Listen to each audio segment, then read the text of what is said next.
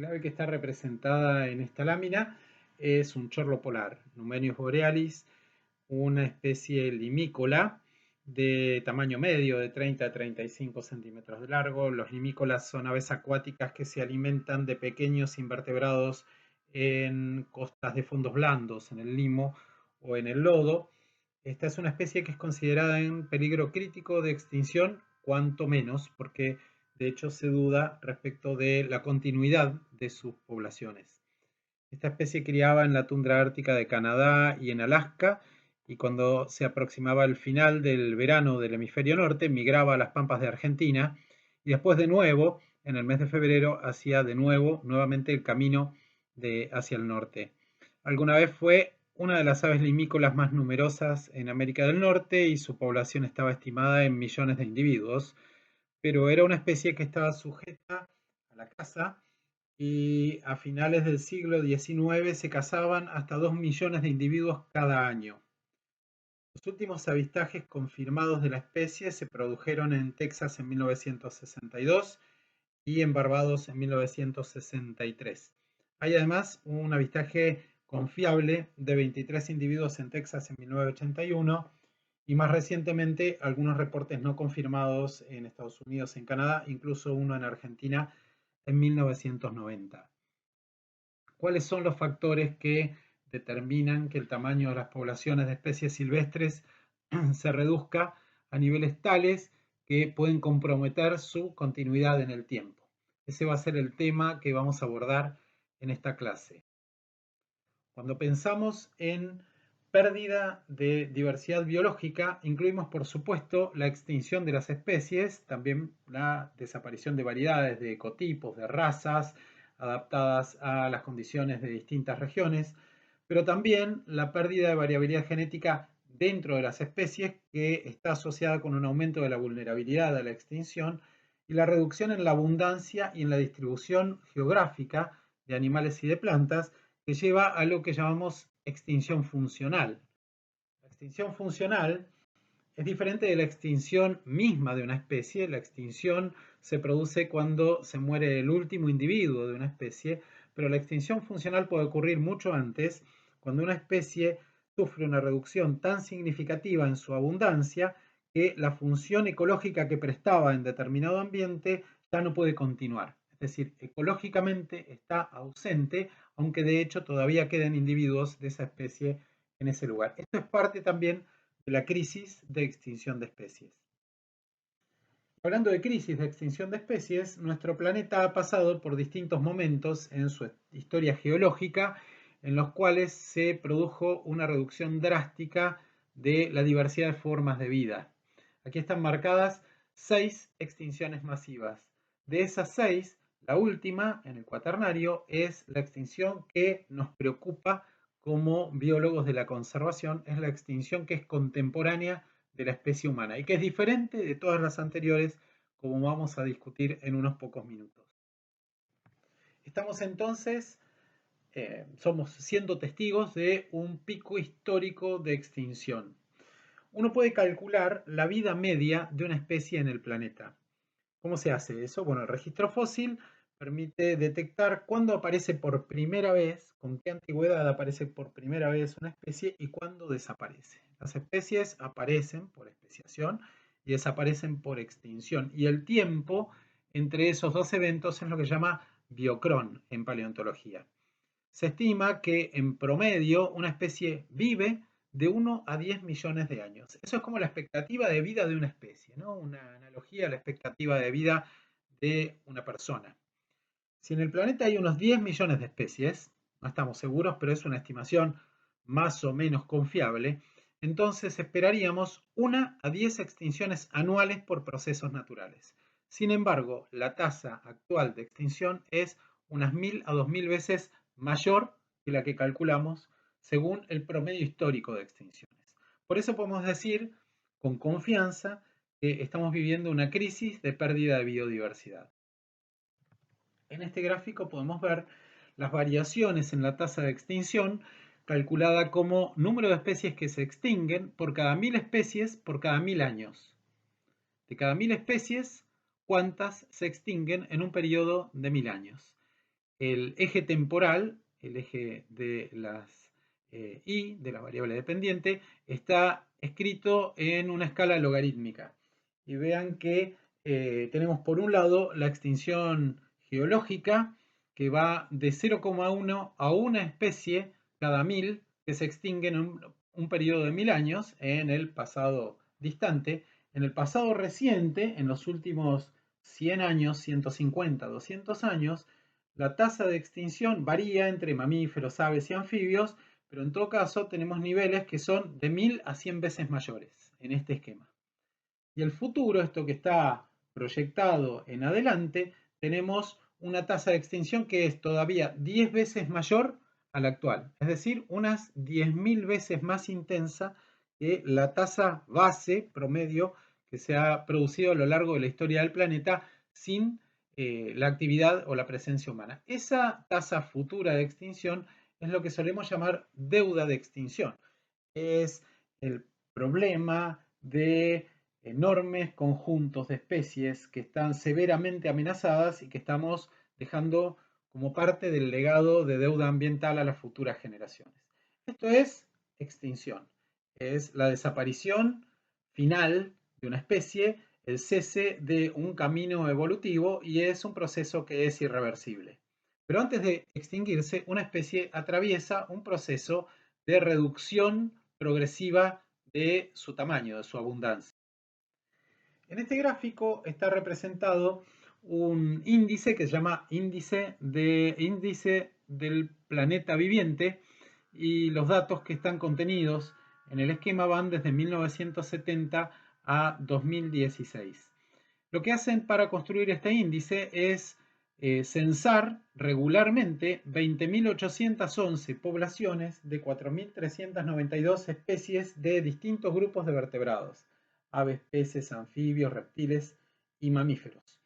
Eso es en todo el mundo y se parte de un valor inicial. Fíjense que esto está llevado a una estandarización, un valor de 1 para el año 1970 y lo que vemos es una curva decreciente que representa el promedio y un intervalo de confianza alrededor que muestra cómo las especies han sufrido una reducción de aproximadamente el 70% de su abundancia desde los años 70 hasta el año 2016. Es decir, si una especie estaba formada por 1000 individuos en 1970, tiene en promedio ahora unos 300 o 320 individuos. Esa es la magnitud de la pérdida de diversidad biológica en términos de reducción del tamaño de las poblaciones, que como decíamos es de alguna manera la antesala de la extinción. Cuando una población se reduce en abundancia, más allá de los efectos que eso tiene sobre sus probabilidades de supervivencia de manera directa por la dinámica de sus poblaciones, hay efectos sobre la variabilidad genética intrapoblacional. Es más, si la caída en la abundancia es muy drástica, se produce lo que llamamos un cuello de botella, una reducción significativa en la variabilidad genética de la población que es difícil de recuperar hacia el futuro, por más que la abundancia se recupere. En este gráfico vemos cómo con variaciones esta tendencia de reducción del tamaño medio de las poblaciones se produce en todas las regiones del planeta, pero que es particularmente crítica en América Latina y el Caribe. Esta es otra expresión del índice Planeta Vivo, en este caso para invertebrados, para mariposas de pastizales europeos, entre 1990 y 2017, construido de la misma manera, ¿no? Evaluando la abundancia de un número importante de poblaciones de 17 especies, y esto muestra que en este periodo de tiempo, en estos 27 años, la abundancia de estos insectos cayó en promedio un 50%, un 49%, siguiendo el mismo patrón que vimos para los vertebrados.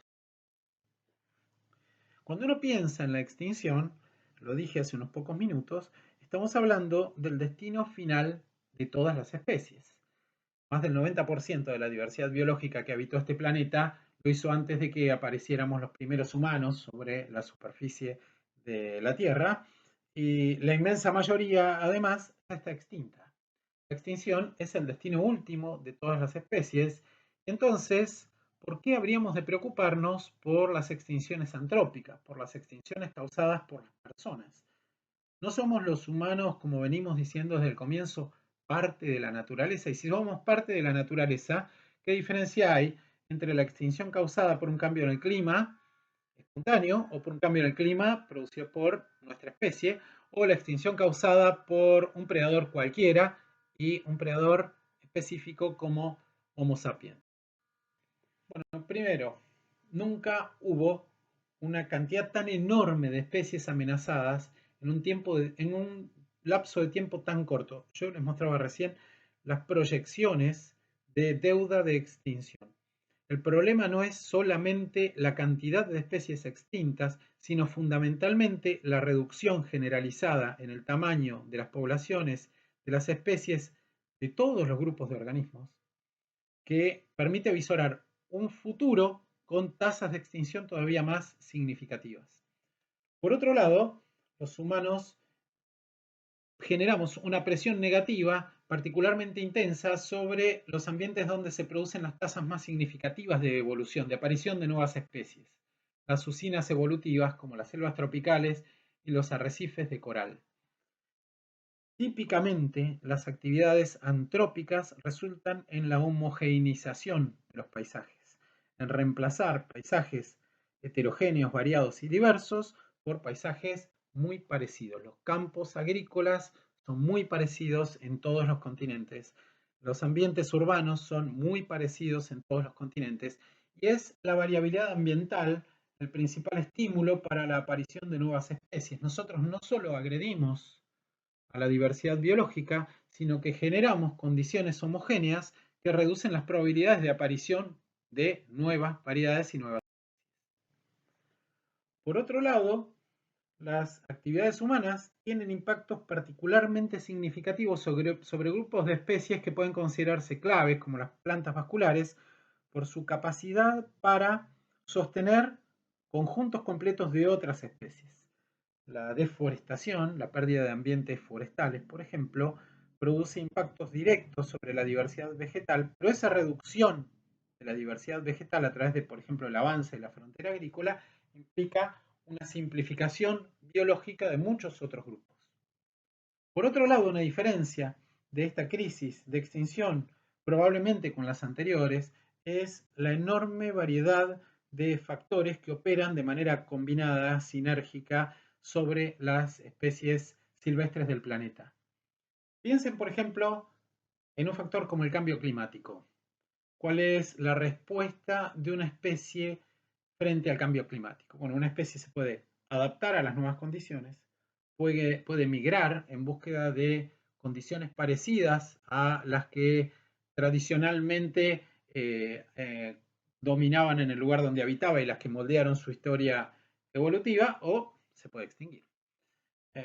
Bueno, migrar es una respuesta típica que ha ocurrido en las épocas glaciares e interglaciares. Sin embargo, el problema es que ahora el cambio climático se superpone con la intensa transformación de los ambientes que produce la actividad humana y hace que migrar ya no sea tan simple.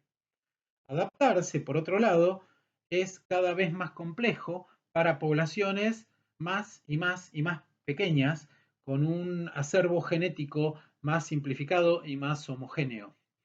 Entonces, si lo pensamos desde este punto de vista, la crisis de pérdida de diversidad ahora es particular en el sentido de que las presiones que recibe la diversidad biológica son múltiples y muy diversas. Sumémosle a lo que estaba diciendo, por ejemplo, un factor como el adelgazamiento de la capa de ozono, que produce una modificación en la composición de las radiaciones que afectan o que las radiaciones que inciden sobre la superficie del planeta.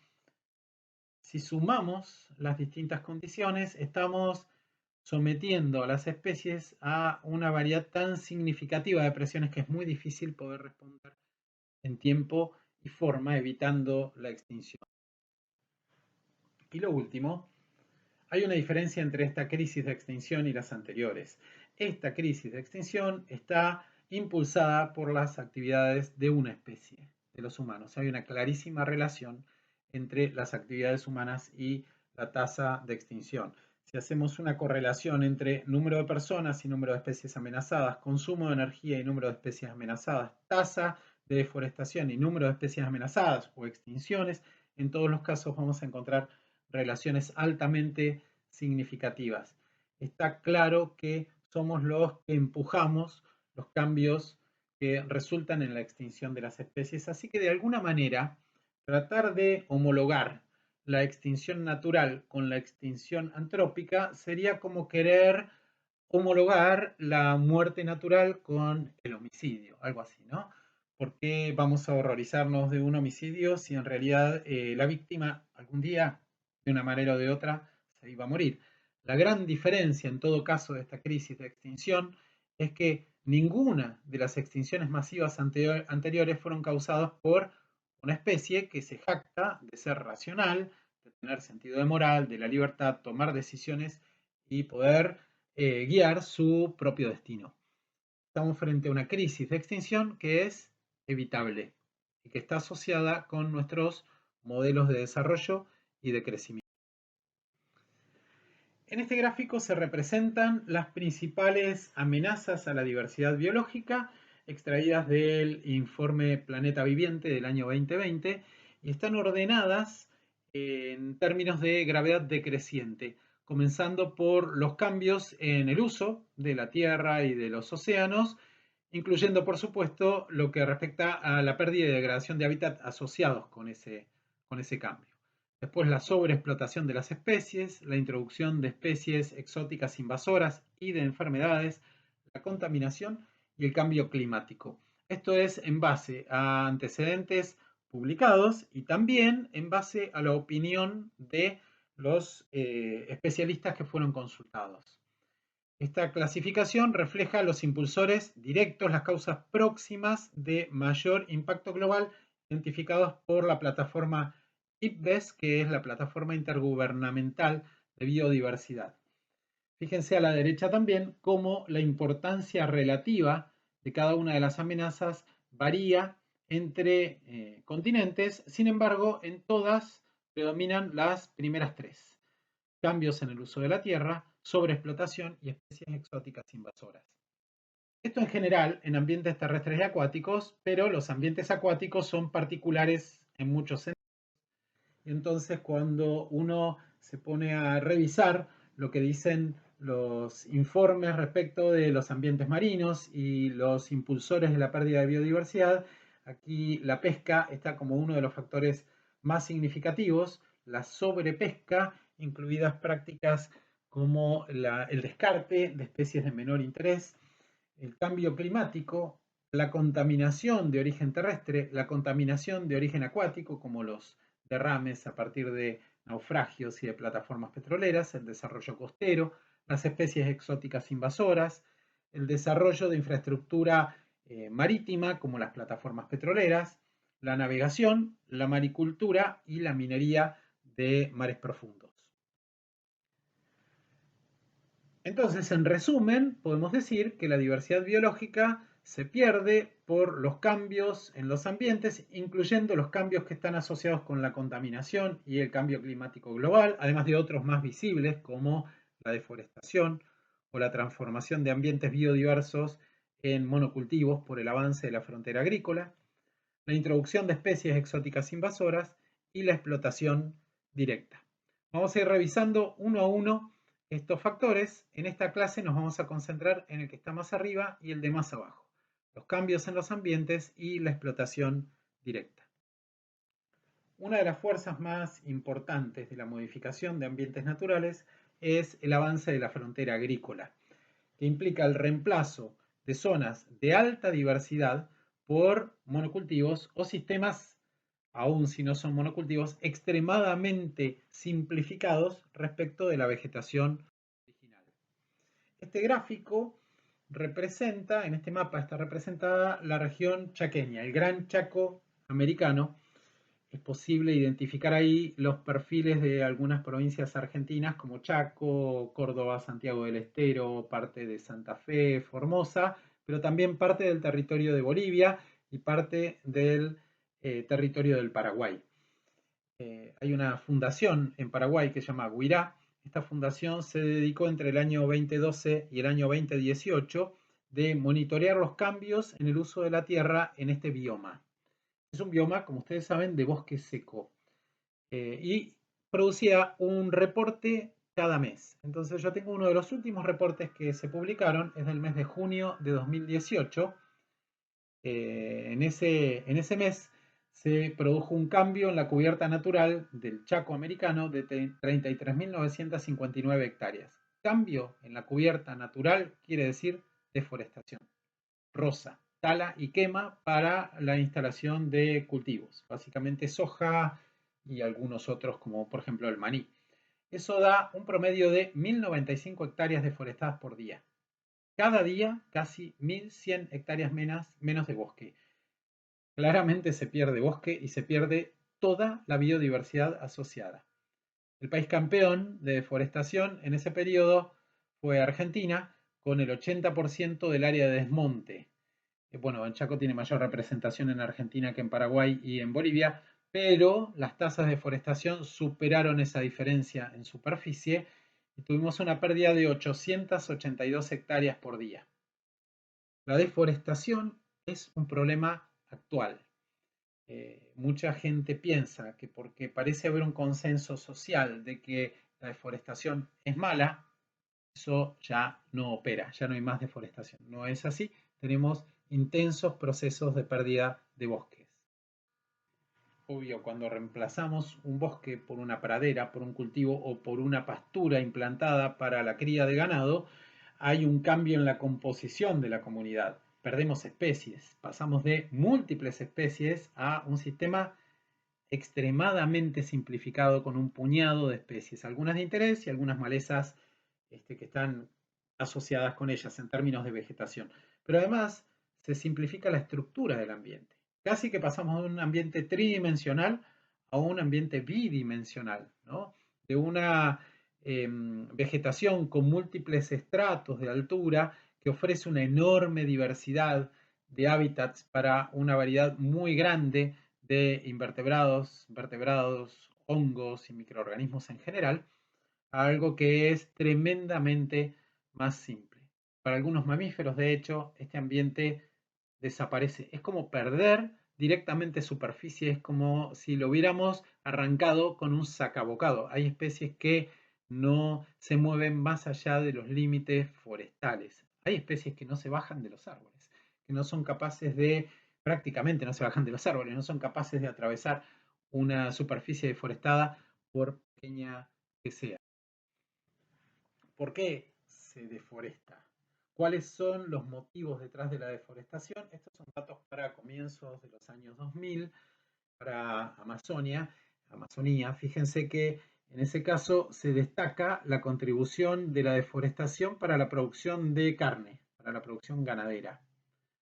Lo dije en alguna de las clases anteriores, la selva da mucha más comida como selva que como una pastura implantada para la cría de ganado. Y sin embargo, sigue habiendo una fuerza significativa de cambio para la producción de carne. Lo mismo para la agricultura y para otras cuestiones en menor proporción como los fuegos, la urbanización, la extracción de madera, etc. Este panorama se ha actualizado hacia una intensificación de formas de agricultura tecnificadas que incluyen los cultivos de soja y de palma aceitera africana para la producción de biocombustibles, entre otras cosas.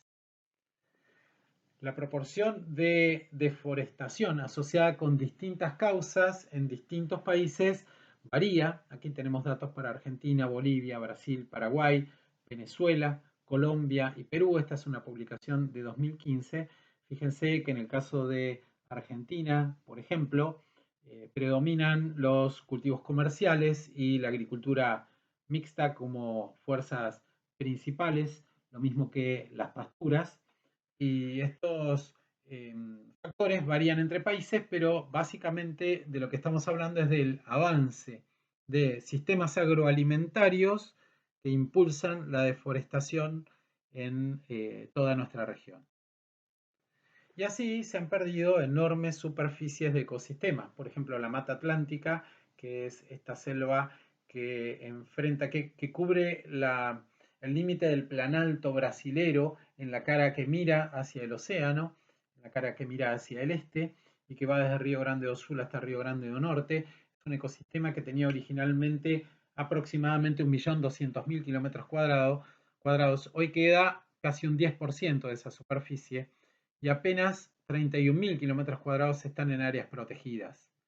Muchas de esas áreas protegidas igualmente tienen una pobre implementación. Son lo que se llama áreas protegidas de papel. Están declamadas y declaradas legalmente, pero dentro de ellas se sigue haciendo explotación de distintos tipos. El fragmento más grande además cubre apenas 7.000 kilómetros cuadrados y ese es un tema que vamos a abordar inmediatamente en la próxima diapositiva y es no solo cuánto se pierde, sino cómo queda lo que queda, en términos de pérdida de calidad, de degradación ambiental, pero también en términos del patrón en que se distribuyen los fragmentos, los relictos de vegetación parecida a la vegetación original, que ya no están normalmente en un único bloque, sino que aparecen como piezas de distinto tamaño rodeadas por una matriz de actividades humanas. Otros ecosistemas, como el pastizal pampeano, también se han perdido, pero se han perdido todavía de maneras más significativas, solo que como no eran bosques o selvas, no hubo un proceso de deforestación, pero sí un reemplazo por cultivos o por áreas dedicadas a la ganadería intensiva. Entonces, de los 300.000 kilómetros cuadrados que ocupaba originalmente, prácticamente no existen relictos parecidos a la estructura y la composición de especies original, salvo en los lugares donde la actividad agrícola y ganadera es más compleja, como en sistemas montañosos, en áreas inundables o en las dunas costeras. Les decía que importa lo que se pierde, importa lo que se degrada, pero también importa cómo queda lo que queda. Y ahí aparece el concepto de fragmentación, que es la división de un ambiente que era originalmente continuo en un conjunto de parches, de manchones, rodeados por esta matriz de actividades agrícolas, ganaderas, industriales, de áreas urbanas, etc. Esta es una fotografía también de la costa de Brasil. Fíjense cómo hay restos de vegetación que todavía crecen claramente a lo largo de los cursos de los ríos y en las montañas. En Brasil hay una figura que se llama áreas de preservación permanente, APPs, que son áreas protegidas, áreas que deben mantenerse dentro de los terrenos particulares, dentro de los terrenos privados, sin deforestar, y que son áreas que rodean la costa de los ríos, o de lagos, o las montañas, o las áreas de restinga, las áreas costeras. Entonces, por eso todavía ahí queda algo de vegetación natural y no ha sido completamente reemplazada por la agricultura. Pero lo que queda, queda fragmentado. ¿Y qué pasa cuando se fragmenta un ecosistema? Bueno, hay una dinámica de la fragmentación que vamos a representar en este gráfico, en el que estamos tratando de ilustrar cómo varía la abundancia y el patrón de distribución de un tipo determinado de ambiente, por ejemplo, de un bosque. Y para eso vamos a tomar un momento en el tiempo, que vamos a llamar tiempo 1, y en el tiempo 1 tenemos tres parches de hábitat, el parche 1, el 2 y el 3, que a su vez están separados entre sí por ciertas distancias. La distancia entre el parche 1 y el parche 2, la distancia entre el parche 2 y el parche 3. Ahora voy a marcar otro momento en el tiempo. El eje del tiempo va del pasado hacia el futuro, de abajo hacia arriba. Así que más adelante en el tiempo 2, vamos a ver que el número de parches se redujo. Perdimos el parche 2. Pero además el parche 1 en el tiempo 2 es más pequeño de lo que era en el tiempo 1. Lo mismo pasa con el parche 3, que es mucho más pequeño. Y lo que sí creció es la distancia entre parches. Y esta es la dinámica típica de los procesos de fragmentación. A medida que el proceso de fragmentación avanza, el área promedio de los fragmentos y el área total de hábitat se reducen, mientras que aumenta la distancia entre los fragmentos. Y eso tiene consecuencias, lógicamente, sobre las comunidades biológicas que habitan esos sitios. ¿Cuáles son los efectos directos de la fragmentación? Bueno, las poblaciones de especies de animales y de plantas se subdividen. Antes formaban poblaciones continuas, grandes y más abundantes, y ahora están limitadas a esos parches de hábitat. Eso implica una reducción del tamaño de las poblaciones. Implica también un impacto particular para las especies que son más sensibles a los bordes. Hay especies que no pueden vivir o no pueden sostener poblaciones viables, autosostenibles, poblaciones en las que la regeneración por reproducción reemplace a la mortalidad, en ambientes que están cerca del borde de un parche. Hay especies para las cuales hay un tamaño mínimo, un umbral, como decíamos en nuestra primera clase, de tamaño de parche, por debajo del cual el borde alcanza hasta el interior, el centro mismo del parche, y el parche ya no es apto para que ahí se establezca una especie de estas de interior o sensibles al efecto de borde que vamos a describir enseguida. La fragmentación además afecta particularmente a las especies que requieren áreas muy grandes para desarrollar sus actividades vitales, incluso para sus actividades cotidianas. No les alcanza la superficie de un parche y además se intensifican, como decía, los efectos negativos de la matriz hacia el interior de estos manchones de hábitat remanentes. Eso es lo que llamamos efecto borde o efecto de borde. El efecto borde se manifiesta de distintas maneras. Por ejemplo, por un incremento de la presión, el efecto de los predadores oportunistas. Típicamente hay especies de mamíferos y de aves predadoras que aprovechan los bordes. Históricamente se han alimentado en bordes entre distintos tipos de vegetación porque esos son ambientes muy productivos, son lugares donde uno puede aprovechar presas de uno y de otro ambiente, y entonces cuanto mayor es la intensidad de la fragmentación, mayor es el impacto de estos predadores sobre una diversidad de presas que quedan limitadas a esos parches. De manera similar, aumenta el parasitismo de cría, la relación de aquellas aves que no construyen sus propios nidos, sino que ponen los huevos en nidos de otras especies que además se ocupan después de criar a esos pichones ajenos, con un impacto sobre el éxito reproductivo de los padres adoptivos. Entonces, parecido a lo que ocurre con los predadores oportunistas, la tasa de parasitismo de cría aumenta en los bordes respecto del interior de los fragmentos.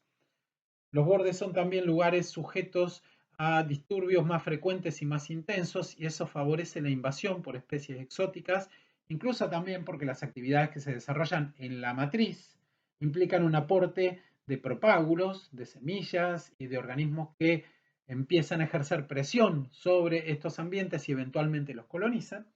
También aumenta la contaminación, por ejemplo, la deriva de pesticidas desde una matriz agrícola, y también la caza, porque los humanos también somos predadores oportunistas que típicamente hemos aprovechado estos ambientes de interfase ecológica.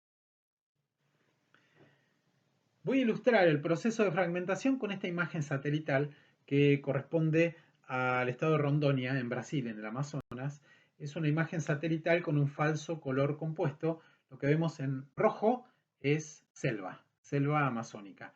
El cuadrado que está abajo a la izquierda es un cuadrado de 6 por 6 millas, más o menos 10 por 10 kilómetros, para que tengan una idea de la magnitud de esta área. Lo que se ve en gris, esa línea que cruza a la derecha del gráfico de arriba a abajo, es una carretera, es la carretera transamazónica. En esos colores de blanco a gris tenemos las zonas deforestadas. Es para el año 1975. Esto es como se veía ese sitio en el año 1975. Y así es como se veía en 1992, exactamente la misma área. Son pocos años de diferencia, y lo que podemos notar es una intensa apertura de nuevos caminos y además una significativa reducción de la cobertura forestal por el desmonte. Todo lo que vemos, como decíamos, en tonos de grises son áreas desmontadas, deforestadas. ¿Para qué? Para cría de ganado, para actividades pecuarias y también para agricultura, y en algunos lugares áreas urbanizadas. Entonces yo podría, con un software para analizar imágenes, restar del área roja el área en distintos tonos de gris, de rosado, de blanco, y entonces saber cuánto se perdió por deforestación. Pero yo quiero llamar su atención sobre otra cosa. No solo cuánto se perdió, sino cómo quedó lo que quedó. En este gráfico prácticamente no hay un solo punto que esté a más de 2 o 3 kilómetros de un área deforestada. Hay un efecto no solo de pérdida de hábitat, sino un incremento de los bordes, una significativa fragmentación que implica no solo la pérdida de hábitat, sino fundamentalmente una serie de efectos, que son los que acabamos de describir, que van a operar sobre el hábitat que queda. Este efecto fue cuantificado recientemente en el año 2020 para las áreas protegidas. Y este es un relevamiento global que dice que solamente el 10% de las áreas terrestres protegidas está conectada estructuralmente con otras áreas a través de tierras con un bajo nivel de degradación antrópica. Básicamente, más del 90% de las áreas protegidas son fragmentos expuestos al efecto de borde. Esta es una situación generalizada. Por supuesto que tenemos herramientas, como vamos a ver sobre el final de este curso, para recuperar la conectividad o para amortiguar el efecto de borde. Pero la situación es esta. Es muy común que un área protegida, un parque nacional o cualquier reserva natural de distintas categorías esté rodeada directamente por una matriz de actividades productivas intensivas. Hay un alambrado, de un lado está el Parque Nacional, del otro lado hay ganadería, agricultura, una ciudad o lo que sea. Además, esas ciudades, esa agricultura y esa ganadería ejerce presiones y muchas veces avanzan directamente sobre el territorio de las áreas protegidas. Cuando pensamos en efecto de borde, hay un trabajo muy interesante, en realidad una serie de trabajos desarrollados por William Lawrence y todo un equipo de investigadores que se dedicaron a tratar de comprender cómo opera el efecto de borde. Entonces lo que hicieron fue elegir un área que se iba a deforestar en Amazonia y antes de que se deforestara, reservar una serie de pequeños, o mejor dicho, una serie de parches de distinta superficie y evitar que se cortaran los árboles en esos sitios. Entonces, muestrearon antes de la fragmentación en esos lugares que estaban delimitados y después de la fragmentación esos sitios quedaron rodeados de una matriz agrícola y volvieron a muestrear para ver qué pasaba con los ecosistemas no deforestados, sino con lo que no había sido deforestado y quedaba rodeado por la agricultura. Entonces, eligieron y monitorearon desde antes de la fragmentación y durante décadas una serie de fragmentos forestales rodeados por áreas desmontadas. ¿Y qué encontraron? Primero describieron un proceso que se llama relajación. ¿Qué es la relajación? Es el empobrecimiento biológico que sigue a la insularización. Llamo insularización al fenómeno por el cual un área que formaba parte de un ecosistema continuo permanece, pero ahora rodeada de una matriz deforestada o sujeta a otro tipo de actividades humanas. Entonces, uno puede contar, estimar la riqueza biológica dentro de una parcela de bosque continuo. Supongamos que elegimos 100 hectáreas en un bosque continuo, las marcamos los límites, un cuadrado de 10 por 10 hectáreas, de 100 hectáreas, mejor dicho. En ese cuadrado vamos y hacemos un censo de especies de aves. Tenemos un número de especies ahí dentro, ¿sí? Supongamos que contamos 100 especies de aves distintas. Después se produce la deforestación. No se toca un centímetro cuadrado de nuestra parcela. La deforestación es de los límites de nuestra parcela hacia afuera. Vuelvo a contar el número de aves que hay ahí adentro y voy a ver que paulatinamente ese número que originalmente era de 100 se va a ir reduciendo. ¿Por qué se reduce si el área que yo muestreo no se tocó? Se reduce porque se pierde el contexto ambiental o se transforma intensamente el contexto ambiental. Esa caída en la riqueza biológica asociada con pasar de un lugar que formaba parte de un continuo a un lugar que ahora está rodeado por un área deforestada se llama relajación. Y la relajación obedece a la desaparición local, a la extinción local de las especies. Local quiero decir dentro de ese fragmento, en mi ejemplo, de 100 hectáreas. esa relajación es más intensa cuanto más pequeño es el fragmento y finalmente alcanza un equilibrio. Y ese equilibrio tiene que ver con el tamaño del fragmento. ¿Por qué desaparecen las especies? Porque había muchas especies que yo censé dentro de este fragmento, pero que en realidad formaban parte de poblaciones que se extendían más allá de sus límites. Y quizá dentro del área que yo muestré había 10, 12, 15, 20 individuos que no pueden formar una población viable, no pueden continuar ellos solos, sino que su continuidad dependía de otros que estaban más allá de esos límites. Así que ese empobrecimiento biológico se llama relajación. Otra cosa que afirman en este trabajo Lorenz y colaboradores es el factor significativo, el efecto significativo que tiene esta fragmentación a través del efecto de borde que modifica el clima de la selva.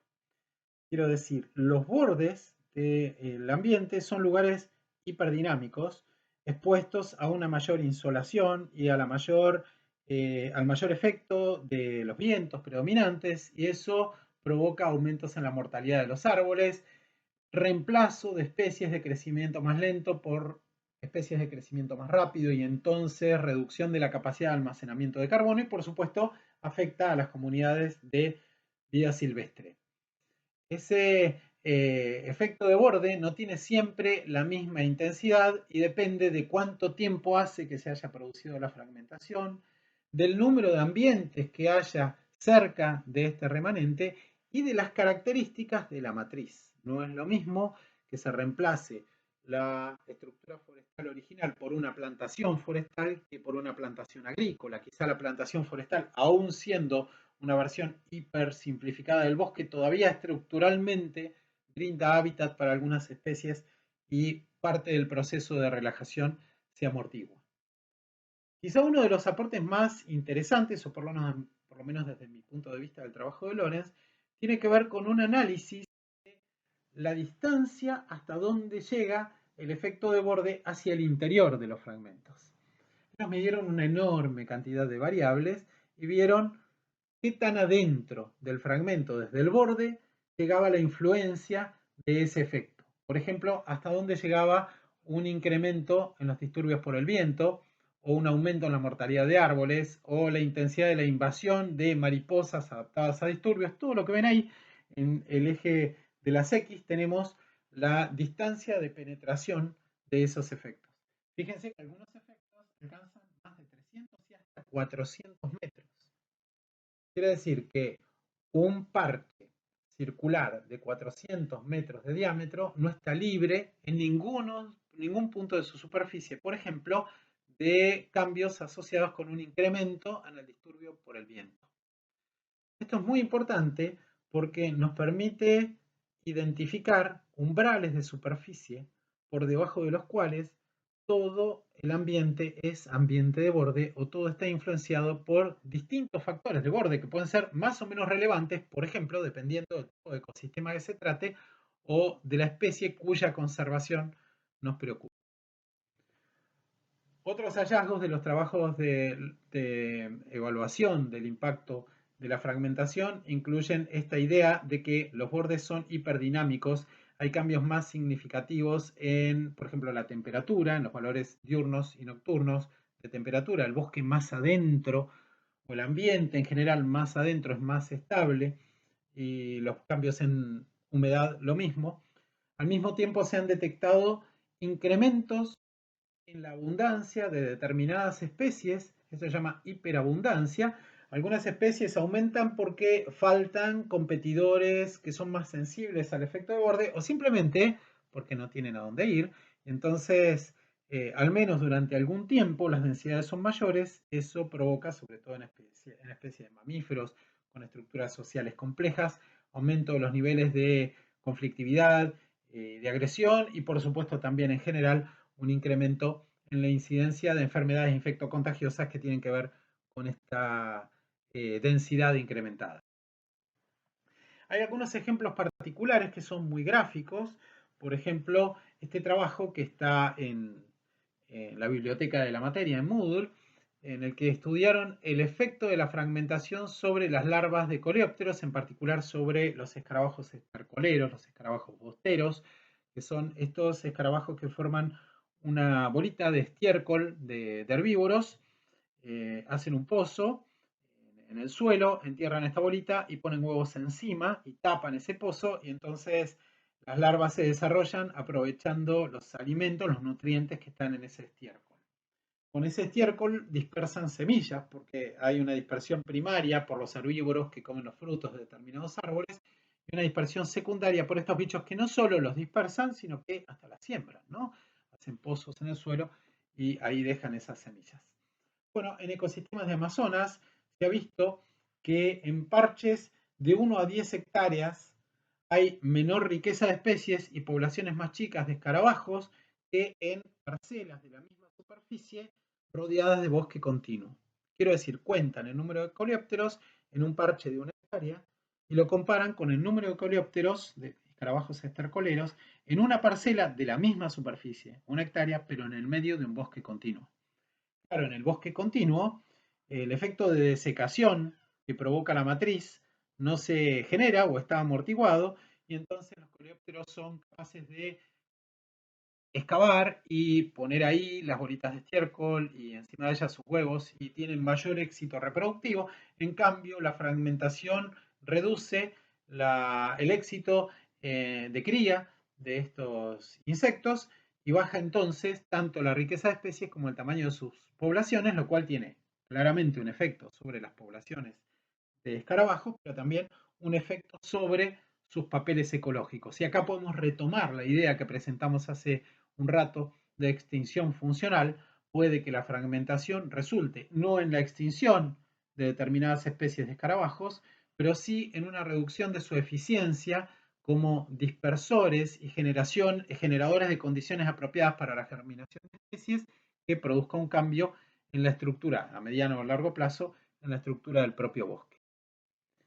En este caso, les presento un ejemplo con una especie de anfibio de las sierras australes de la provincia de Buenos Aires, del género Melanophreniniscus. La identidad de esta especie está en debate.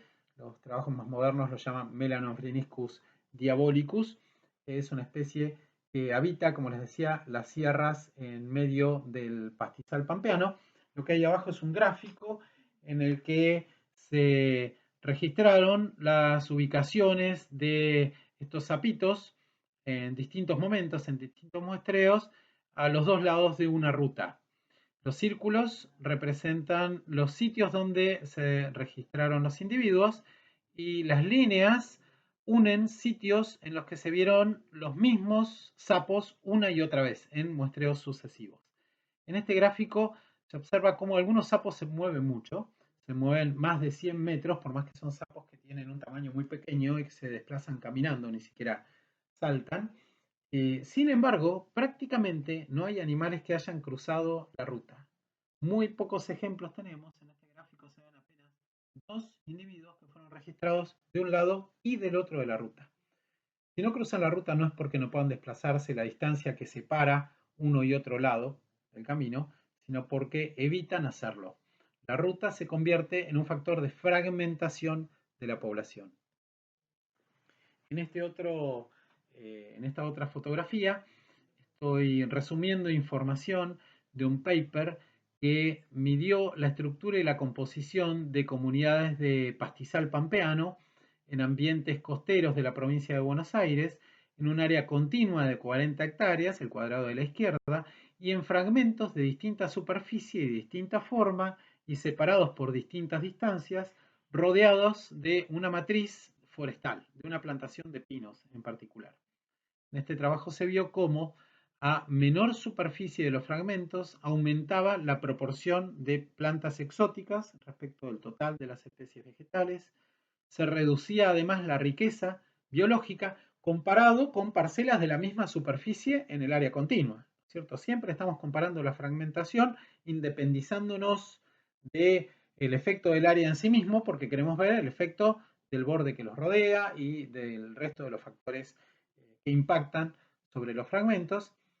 Y este bosque en un momento se quemó completamente, y eso brindó la oportunidad de observar cómo se recuperaban las comunidades vegetales en parches de distintas superficies y se observó que la velocidad de recuperación y el estado final era mucho menor en los parches pequeños que en los parches más grandes. La resiliencia de los ecosistemas, la capacidad de las comunidades de recuperar el estado previo al disturbio, estaba comprometida por la fragmentación. La fragmentación además afecta no solo la conservación, sino el uso sostenible de determinados recursos. En este trabajo publicado en Conservation Biology se relata cómo la fragmentación reduce la riqueza de especies de mamíferos medianos y grandes, pero además cuando se impone, se superpone con la caza de subsistencia, este efecto es todavía más marcado.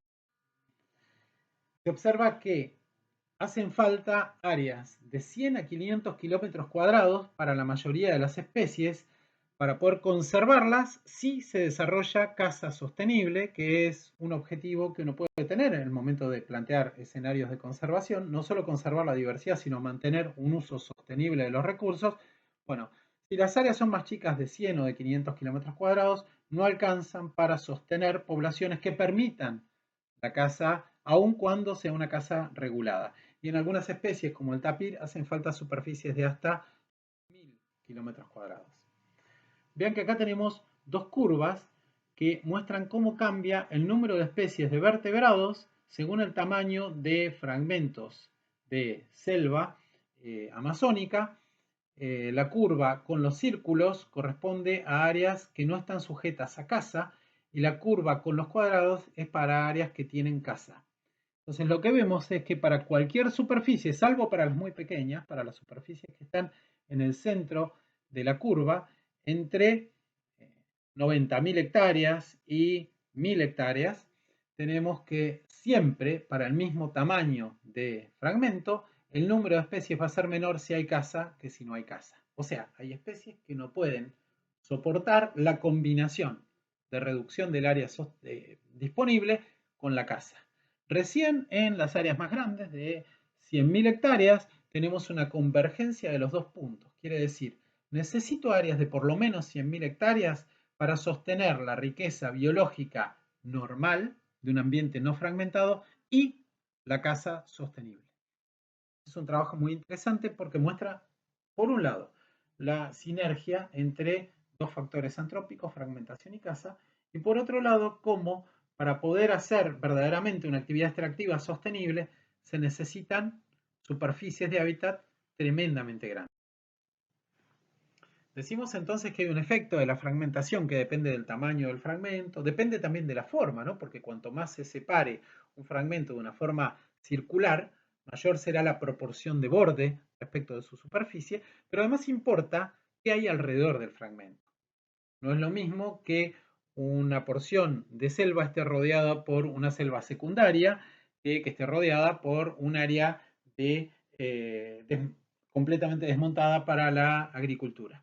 Además hay un efecto que es interesante, que a medida que progresa el proceso de fragmentación, se produce un cambio positivo que se suele llamar cicatrización de borde, que es el desarrollo de vegetación adaptada a los disturbios que amortigua un poco el efecto original del corte neto que se produce cuando se genera la fragmentación en sí misma.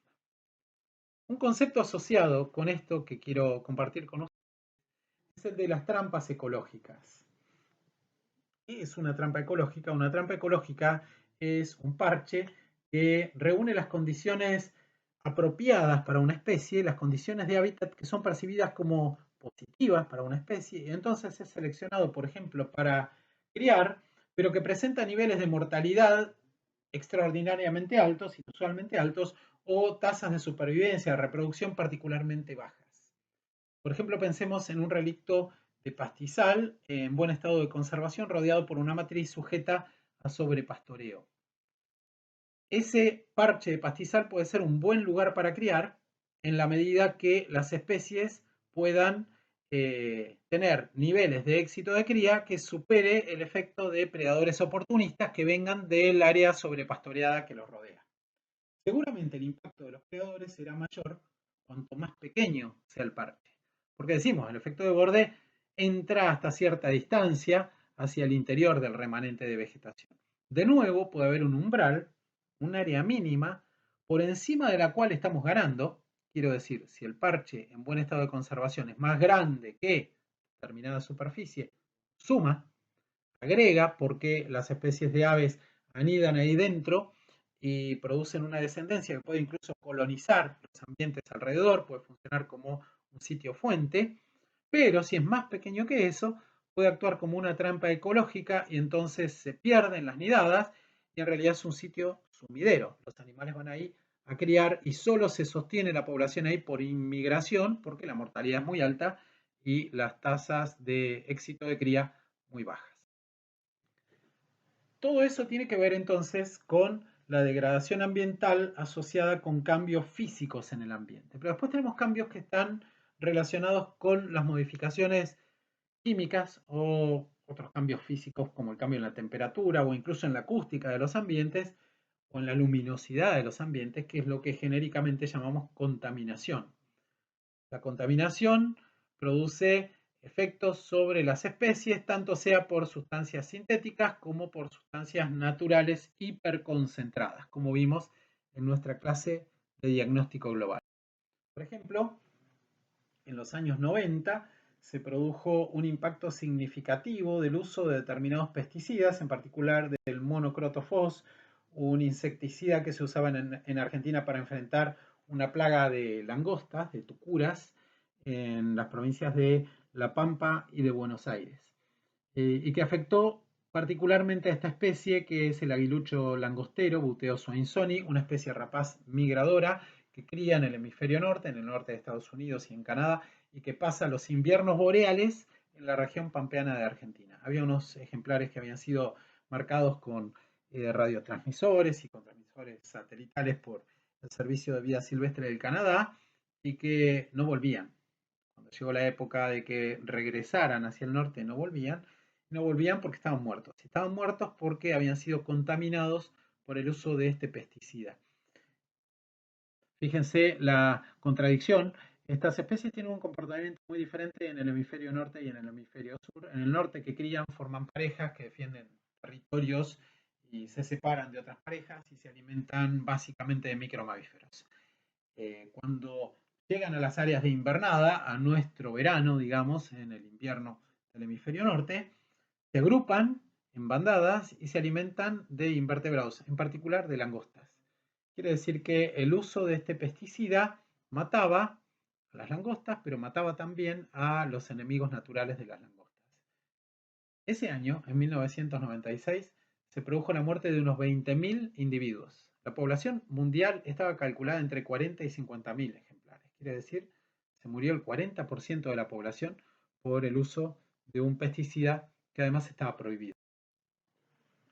Otro aspecto que tenemos que considerar cuando hablamos de cambios ambientales es el cambio climático global. El clima del planeta está cambiando y eso implica, entre otras cosas, un aumento en el nivel del mar y la inundación de ambientes costeros de los que depende una enorme cantidad de especies silvestres. El cambio en la temperatura del aire, el cambio en la temperatura de los océanos, el cambio en el pH de los océanos, el cambio en la distribución y la intensidad de las precipitaciones, la estacionalidad de las precipitaciones, el aumento en el nivel del mar, produce la pérdida de hábitats, la degradación de ambientes de agua dulce que son invadidos por aguas saladas costeras, el desajuste entre el clima, el suelo y la vegetación con el que han evolucionado las especies, nuevas barreras al movimiento de las especies, cambios en las interacciones, porque las especies que pueden se desplazan en busca de climas más benignos, y eso lleva, por supuesto, a la reducción de la diversidad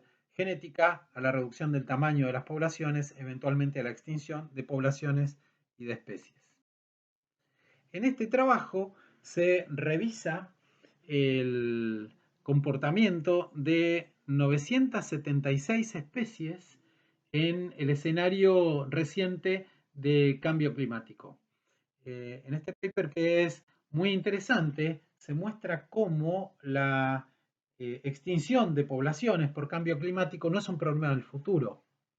Hay numerosos estudios que han documentado Hay cambios en las áreas de distribución geográfica de las especies relacionados con el cambio climático, fundamentalmente cambios hacia alturas mayores y latitudes medias también mayores, hacia el norte en el hemisferio norte, hacia el sur en el hemisferio sur.